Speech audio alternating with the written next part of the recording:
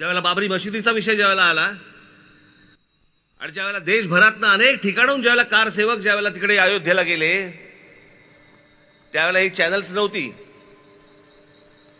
फक्त दूरदर्शन होतं. पण त्या दूरदर्शनवरती काही स्लॉट दिले जायचे, काही त्यावेळेचे काही चॅनलचे काही रील्स बिल्स असे काहीतरी होते, अर्ध्या अर्ध्या तासाचे त्याला स्लॉट दिले जायचे, वेळा दिल्या जायच्या. आणि जेव्हा ही माणसं ज्यावेळेला कारसेवक तिकडे गेले त्यावेळेला तिथे मुलायमसिंग यादवच्या सरकार त्यावेळेला तिकडे होतं.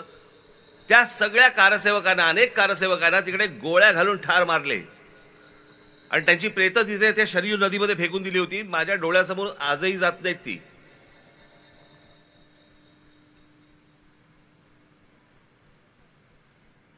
कोण कुठचा बाबर आणि कुठच्या बाबराला सांभाळणारे आमच्याकडच्या अवलादी.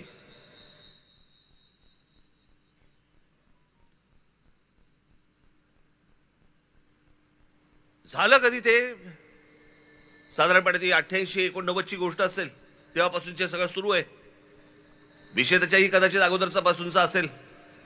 पण हे सगळं कारसेवक तिथे जाणं, तिथे ती आंदोलनं होणं, सगळ्या गोष्टी होणं आणि मग 92 साली त्याचा ढाचा गेला, ती पाडली गेली.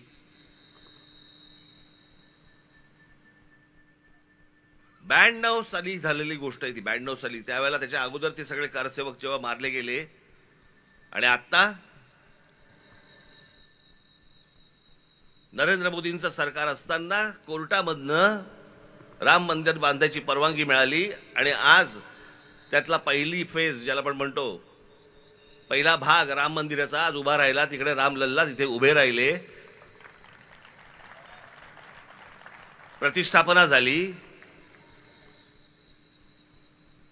जसं काश्मीरचं झालं तसं राम मंदिराचंच आहे.